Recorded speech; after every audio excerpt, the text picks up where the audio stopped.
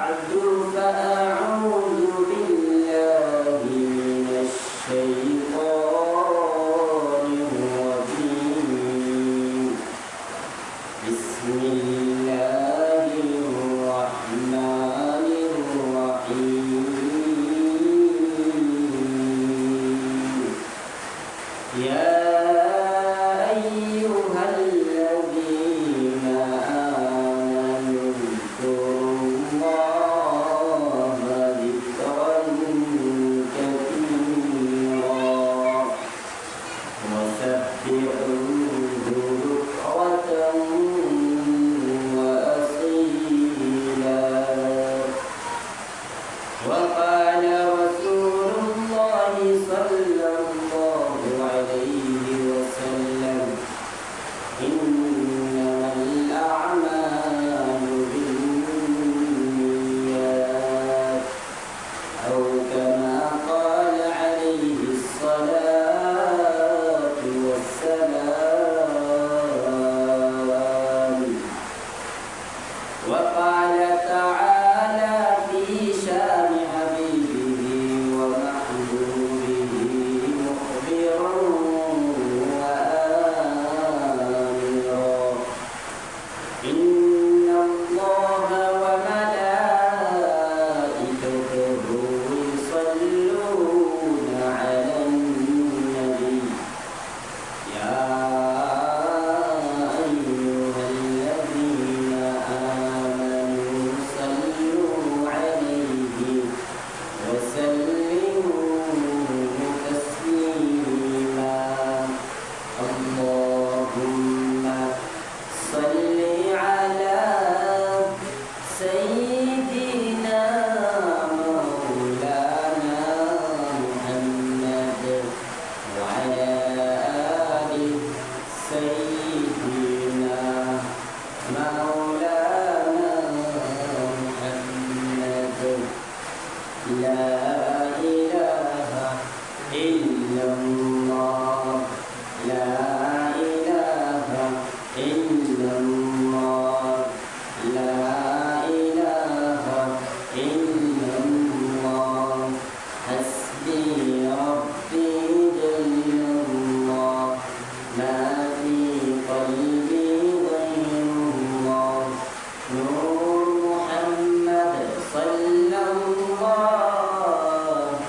لا إله إلا الله سبحان الله والحمد لله لا إله إلا الله لا إله إلا الله لا إله إلا الله لا إله إلا الله محمد رسول الله الحمد لله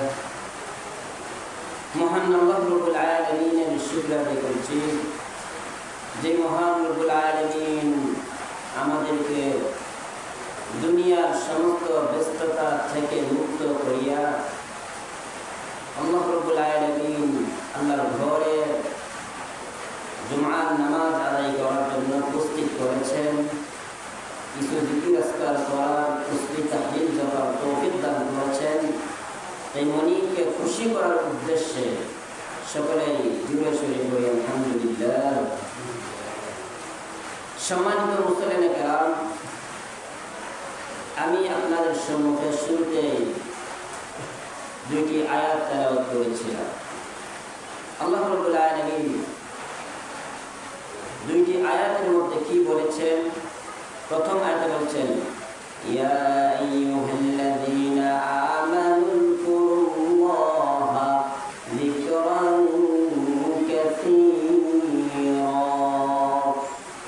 আল্লাহ রাব্বুল আলামিন বলছেন হে ঈমানদারগণ, উযকুরুল্লাহ, আল্লাহকে স্মরণ করো, যিকরান কাসীরা, অধিক পরিমাণে আল্লাহকে স্মরণ করো, অর্থাৎ আল্লাহর জিকির আদায় করো, বেশি বেশি করে আল্লাহর জিকির আদায় করো। পরিমাণ আল্লাহ রাব্বুল আলামিন দিয়েছেন। ওয়াসাব্বিহুহু বুকরাতাও ওয়া আসীলা, সকাল সন্ধ্যা তাসবিহ পালন করো, তাসবিহ আদায় করো। এখন সকাল সন্ধ্যা তাসবিহ আদায় করতাম, বেশি বেশি করে জিকির আদায় করতাম। এখন আমরা যে জিকির আদায় করব, আমাদের তো এই মন মানসিকতা থাকতে হবে। মানুষের দুইটি জিনিস নিয়ে মানুষ, একটা হইল শরীর, আরেকটা হইল মন। দুইটা জিনিস নিয়েই মানুষ। শরীর যেরকম ভাবে অসুস্থ হয়ে যায়, সর্দি হয়, জ্বর আসে, ঠিক তেমনি ভাবে আত্মা যেটা, মন যেটা, এটাও অসুস্থ হয়। শরীরের চিকিৎসা আমরা ডাক্তার থেকে করি, কিন্তু আত্মার যে অসুস্থ আছে এই চিকিৎসা আমরা বুজুর্গানে দ্বীনের মাধ্যমে করা লাগে। আত্মার অনেকগুলো রোগ আছে। মনের রোগ হইল আসল রোগ। মন যদি পরিষ্কার থাকে তাহলে ইবাদত বন্দেগী করতে ভালো লাগে, আর মনের যদি রোগ থাকে তাহলে ইবাদত বন্দেগী করতে ভালো লাগে না। মনের অনেকগুলো রোগের মধ্যে হিংসা একটা মনের রোগ, তারপরে অহংকারী মনের রোগ। কারো ভিতরে যদি অহংকার থাকে তাহলে তার মনে রূপ ধরেছে, সে ইবাদত করবে, অহংকারীও করবে। অহংকারী করা তো একটি কবিরা গুনাহ। এইভাবে হিংসা মনের রূপ, লোভ লালসা মনের ভিতরে রাখা মনের রূপ। হিংসা রূপ এত খারাপ রূপ, এই রূপ যারা ধরেছে সে ধ্বংসপ্রাপ্ত হয়ে গেছে। যেমন আল্লাহ রাব্বুল আলামিন কোরআনুল কারীমে সূরা ইউসুফ নাযিল করেছেন। সূরা ইউসুফ নাযিল করে হিংসা রোগের প্রতিকার বর্ণনা করে দিয়েছেন এবং হিংসা কোন কোন কারণে হয় সেটারও ইঙ্গিত দিয়েছেন। অপরের শরীর সুন্দর কেন, এটা হিংসা। অপরের ধন সম্পদ আছে কেন, হিংসা। তারপরে অপরের স্বাস্থ্য ভালো কেন, আমার ভালো না কেন, হিংসা। এইভাবে অপরের ভালো জিনিস দেখলে নিজের মনের ভিতরে জ্বালা উঠে, এটার নাম হলো হিংসা। এই হিংসা যেটা, কেউ যদি হিংসা করে, মুফাসসিরিনে কেরাম কোরআনুল কারীমে ব্যাখ্যা বিশ্লেষণ করে দিয়েছেন, কেউ যদি হিংসা করে তাহলে সে আল্লাহর বন্টন নীতির উপর সে খুশি না, বিদায় সে হিংসা করতেছে। কারণ ভালো স্বাস্থ্যবান হওয়া এটা আল্লাহর দেওয়া, ধন সম্পদ আল্লাহর দেওয়া, সৌন্দর্য আল্লাহর দেওয়া। তুমি আল্লাহর দেওয়া সৌন্দর্যকে তুমি হিংসা করলা কেন? আল্লাহর দেওয়া ধন সম্পদকে তুমি অন্যজনকে দিয়েছে, তোমাকে দেয় নাই বিদায় আল্লাহর বন্টন নীতির উপর তুমি খুশি না, হিংসা করতেছ। তাহলে কেউ যদি হিংসা করে, যেমন সে আল্লাহর বন্টন নীতির উপর সে খুশি না, আল্লাহর দেওয়া বিধানের উপর সে খুশি না। এই জন্য হিংসা থেকে বিরত থাকতে হবে। সামান্য পরিমাণ হিংসা নিয়ে কবর গেলে এটা আল্লাহ রাব্বুল আলামিন পাকড়াও করবে। কেন আমার বন্টন নীতির উপর তুমি খুশি হইলা না? যেমন হযরত ইউসুফ আলাইহিস সালামের গঠন আছে কোরআনুল কারীমে, আল্লাহ শিক্ষা দিয়েছেন। হযরত ইউসুফ আলাইহিস সালামের 12 জন ভাই ছিল, ইউসুফ সহ। হযরত ইউসুফ নবী 2 মা ছিল। প্রথম মার গর্ভে 10 জন ভাই ছিল, দ্বিতীয় মার গর্ভে ছিল 2 জন। হযরত ইউসুফ আলাইহিস সালাম, আরেকজন হইল বিনয়ামিন, ওই 2 জন ছিল। একদিন হঠাৎ করে হযরত ইউসুফ নবী একটি স্বপ্ন দেখলেন। স্বপ্নটি তার পিতার কাছে বললেন।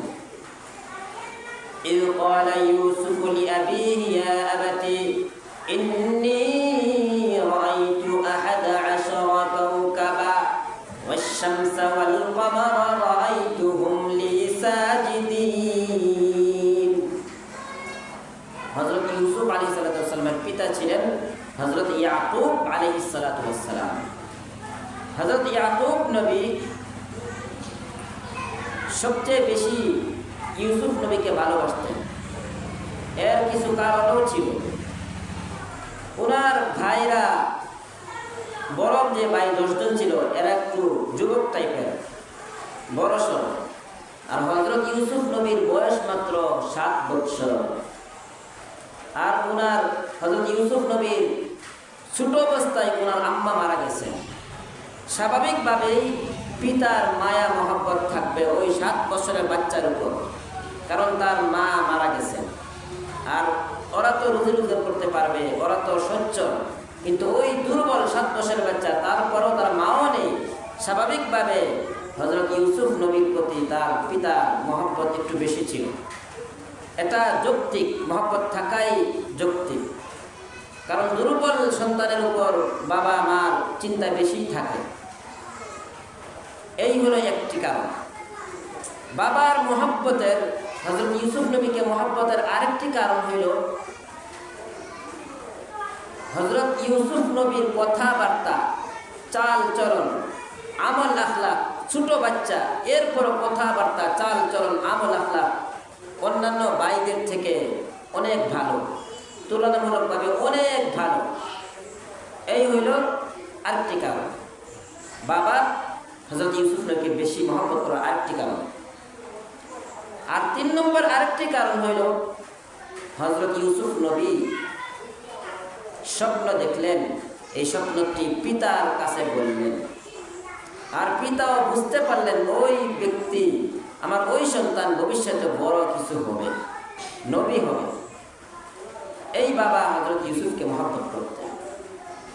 এই স্বপ্নটি একদিন রাত্রে স্বপ্ন দেখে বাবার কাছে বলার পর বাবাকে এইভাবে বললেন, ইয ক্বালা ইউসুফু লিআবিহি ইয়া আবাত ইন্নী রাআইতু 11 কাওকাবা ওয়াশ-শামসা ওয়াল কমারা রাআইতুহুম লি সাজিদিন।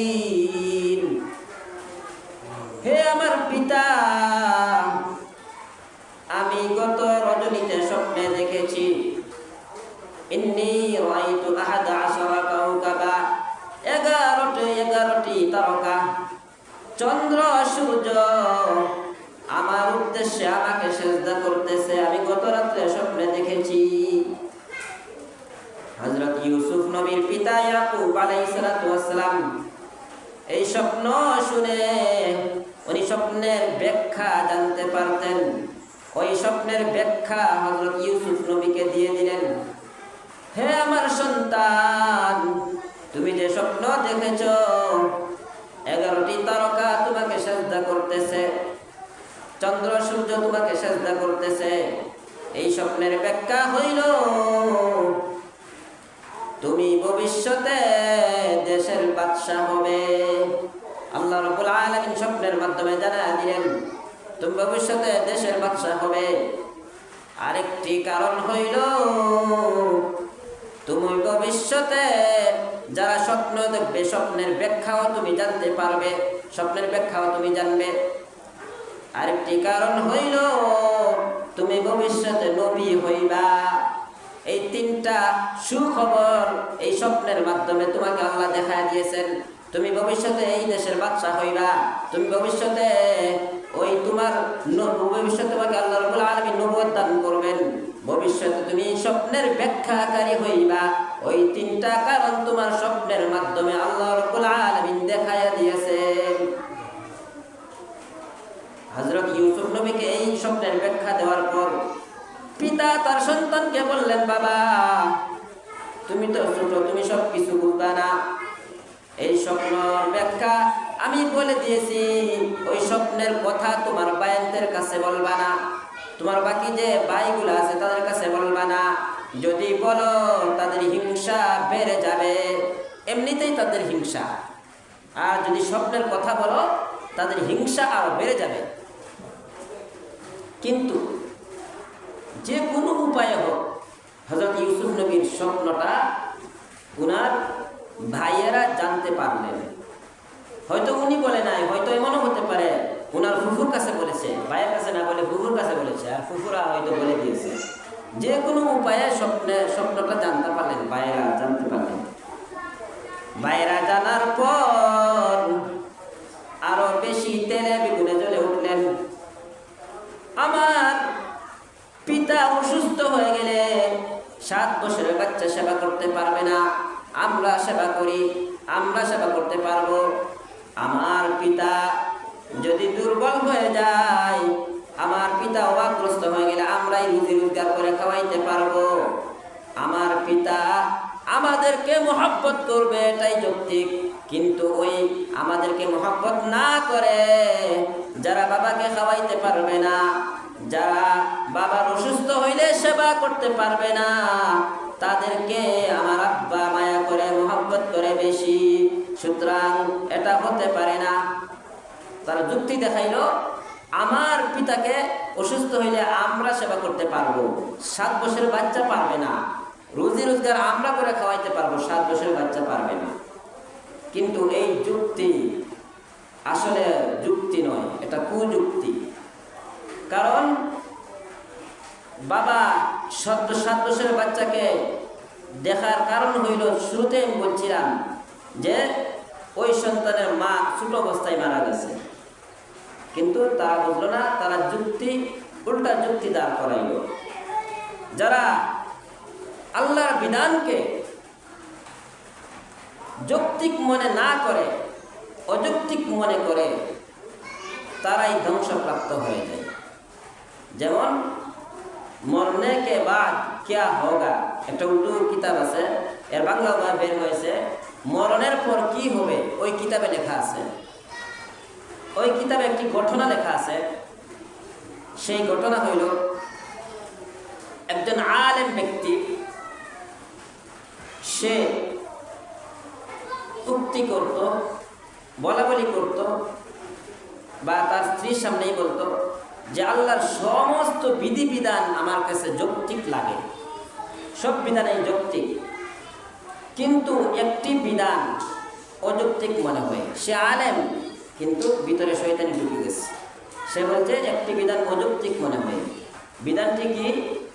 বিধানটি হইল, স্বামী স্ত্রী মিলামিশা করার পর গোসল মিলামিশা করলে ওই নাপাক তো মাথায় যায় না, মাথা নাপাক লাগে না, চুলের গোড়ায় নাপাক লাগে না, নাকের ভিতরে নাপাক লাগে না। তারপরেও আল্লাহ রাব্বুল আলামিন গোসলের বিধান দিয়েছেন। ইসলামের বিধান হইল মেলামেশা করার পর তুমি গোসল করো। এই বিধানটা অযৌক্তিক মনে হয়, আর সব বিধান যৌক্তিক। কিন্তু ওই যে একটা বিধানের উপর সন্দেহ উঠেছে ওই আলেম ব্যক্তির, ওই সন্দেহ ওঠার কারণে তার পরিণতি কি হয়েছে পরবর্তী কিতাবে লেখা আছে। ওই একটি বিধানের উপর সে যখন অযৌক্তিক মনে করল, সে একদিন মারা গেল। মারা যাওয়ার পর মুসলমানদের মতো তাকে গোসল করানো হলো, কাফন দেওয়া হলো, তাকে কবরস্থ করা হলো। একটু পরেই কবরস্থ দেওয়ার পরে কি যেন একটা দরকার, একটি জিনিস কবরের ভিতরে, মূল্যবান একটি জিনিস, যারা কবর দিয়েছেন একটি মূল্যবান জিনিস ফেলে এসেছে, আবার দরকার পড়ছে, কবরটা খুলবে, খুলে ওই মূল্যবান জিনিসটা আনবে। তখন প্রয়োজনে আবার কবরটা খোঁড়া হলো। কবর খোঁড়া হওয়ার পরে দেখলেন ওই আলেমের লাশ এই কবরে নাই। এই আলেমের লাশের বদলা এই কবরে একটি খ্রিস্টান মহিলার লাশ পড়া। ওই খ্রিস্টান মহিলা ওই এলাকারই, তারা চিনেন। ওই মহিলাও মারা গিয়েছেন বহুত আগে, কিন্তু দেখেন খ্রিস্টান মহিলার লাশ এই কবরে। তখন তো স্বাভাবিকভাবে প্রশ্ন জাগে, এই লাশটা এখানে কেন? একটু আগে মাত্র আমরা দাফন করে গেলাম। কিন্তু ওই মহিলার আত্মীয় স্বজন যেহেতু পরিচিত, আত্মীয় স্বজনকে জিজ্ঞাসা করা হলো যে ওই তোমাদের যে মেয়ে আছে এই মেয়ের কবর কোথায় দিয়েছিলাম?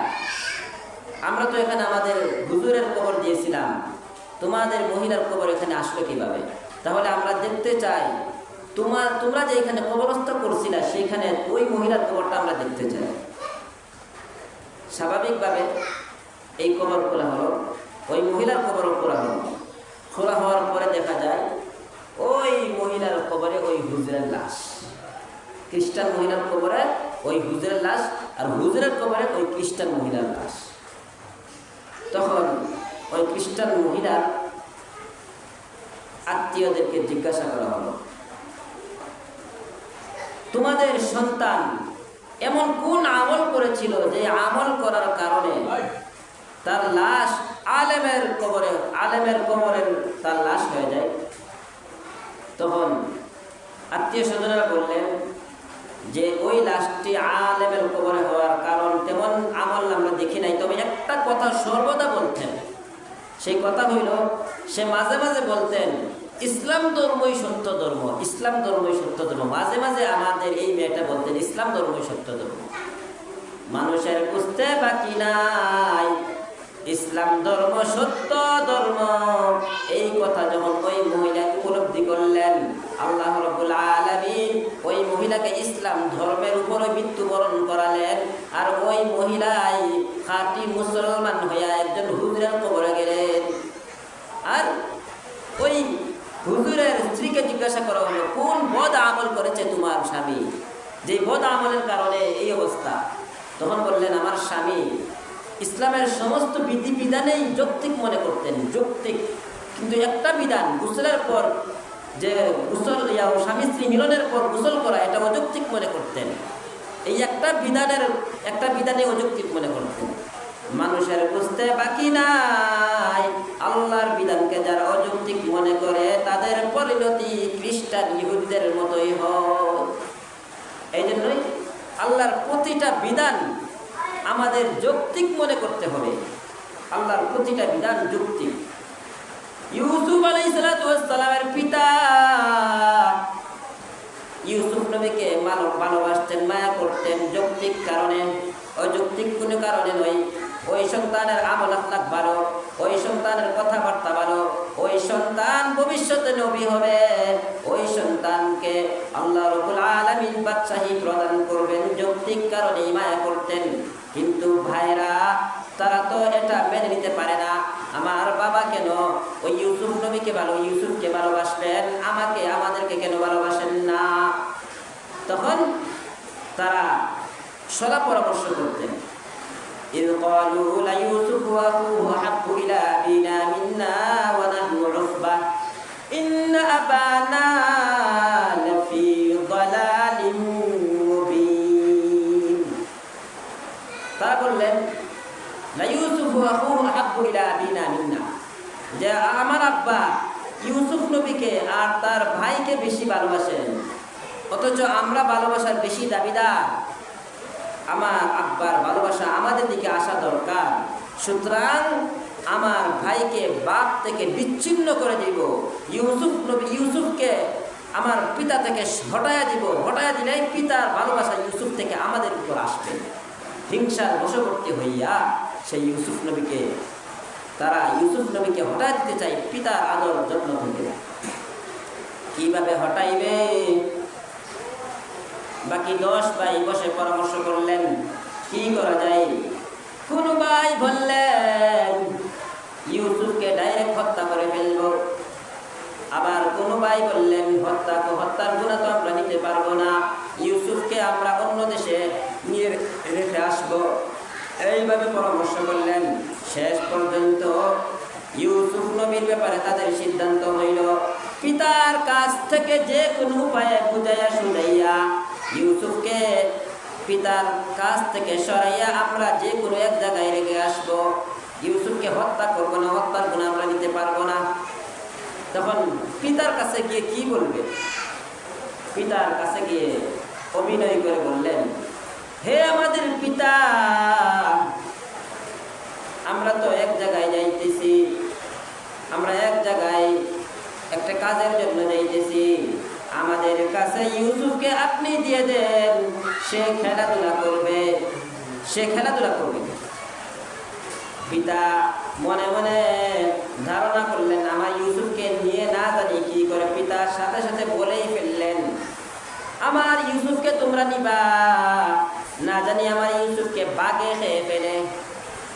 পিতা এটা তাদেরকে বলে না জানি আমার ইউসুফকে বাঘে খেয়ে ফেলে, আমার ইউসুফকে তোমরা কেন নিবা? কিন্তু সন্তানেরা বললেন না আমার আব্বা, আমাদের 10 ভাইয়ের সামনে থেকে ইউসুফকে বাঘে খেয়ে ফেলবে, আমরা এটা কি দেখতে পারবো না? এটা কি বলে আমাদের কাছে দেন, ইউসুফকে বাঘে খাবে না।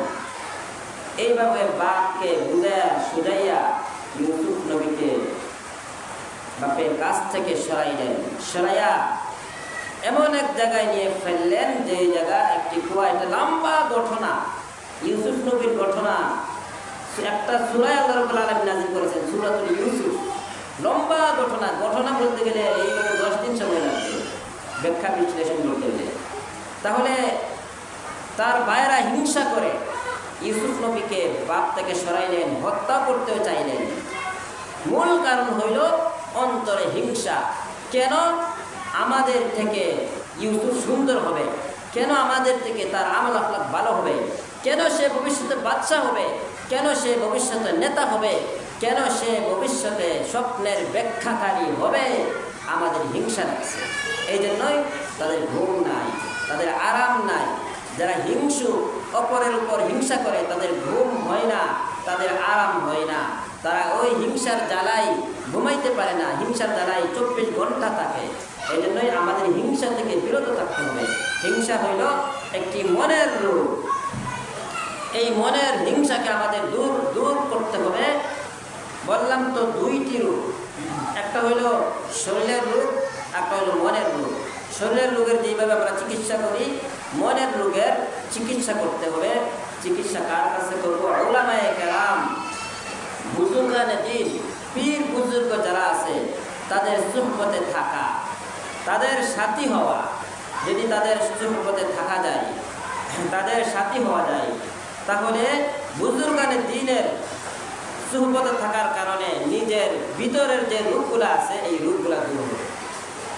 একটা ঘটনা আছে, একজন বুজুর্গের কাছে একজন ধনী ব্যক্তি বায়াত গ্রহণ করলেন। বায়াত গ্রহণ করার পরে বুজুর্গ লোক ওই ধনী ব্যক্তিকে দায়িত্ব দিলেন, তুমি প্রতিটা দিন মুসল্লিরা নামাজে আসবে, জুতাগুলা তুমি তাদের সোজা করে রাখবা।